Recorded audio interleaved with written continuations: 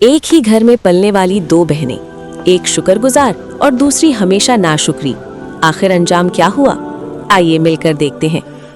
एक छोटे से गांव में एक गरीब मगर मेहनती खानदान रहता था। अब्बू, अम्मी और उनकी दो बेटियां एक पुराने टूटे हुए घर में रहती थीं। छत पर कहीं कहीं सुराख थे और सर्दियों में बारिश का पानी जमीन पर गिरता। खाने के लिए ज्यादा चीजें नहीं होती, लेकिन घर का माहौल मोहब्बत और उम्मीद से भरा हुआ था। बड़ी बेटी फातिमा हमेशा खुश मिजाज और साबिर थी। वो छोटे छोटे कामों में भी खुशी तलाश कर लेती और कभी अपनी किस्मत पर शिकायत नहीं करती थी। वो अम्मी अब्बू की मदद करती, घर की सफाई और खाने पीने का ख्याल रखती। छोटी बेटी नादिया बिल्कुल इसके बरक्स थी। वो हर चीज पर नाखुश रहती, शिकायत करती और कभी शुक्रगुजारी नहीं करती थी। अगर खाने में कोई चीज कम मिलती तो फौरन नाराज हो जाती और घर की हालत पर रोती। एक दिन सुबह अब्बू ने थोड़ा सा अनाज खरीद कर घर वापस आए। अम्मी ने जो कुछ भी था खाने के लिए तैयार किया। फातिमा ने खुश दिली से सबके लिए खाना लगाया और कहा, अल्हम्दुलिल्लाह, अल्लाह ने हमें आज ये दिया है, शुक्रिया अदा करें। नादिया ने झुंझलाकर कहा, सिर्फ इतना, और खाने में मीठा क्यों नहीं? हमें दूसरों के घर की तरह अच्छा खाना क्यों नहीं मिलता? अम्मी ने सब्र से उसे समझाने की कोशिश की, लेकिन नादिया ने कान नहीं धरे। चंद दिन बाद गांव में एक बुजुर्ग आए जो नसीहत के लिए घरों में जाते थे।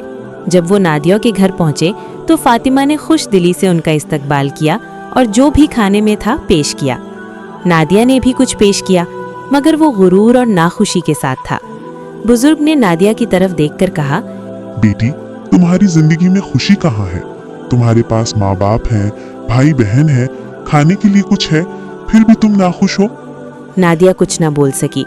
बुजुर्ग ने मुस्कुराकर कहा, जो सब्र और शुक्र नहीं जानता वो कभी खुश नहीं रह सकता। अल्लाह हमें हर हाल में सब्र और शुक्र सिखाता है। चंद दिन बाद गांव में एक तूफान आ गया। वो रात पूरे गांव वालों के लिए किसी कयामत से कम न थी।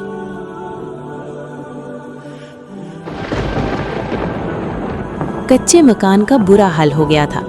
नादिया खौफजदा हो गई, मगर फातिमा ने सब्र और हिम्मत से काम लिया। फातिमा ने अब्बू अम्मी के साथ मिलकर घर को बचाने की कोशिश की।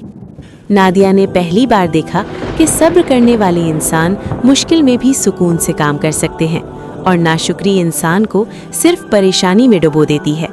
नादिया की तब्दीली। तूफान के बाद नादिया ने सोचा कि अगर वो हमेशा शुक्रगुजारी करे और सब्र करे तो जिंदगी कितनी आसान और खुशगवार हो सकती है।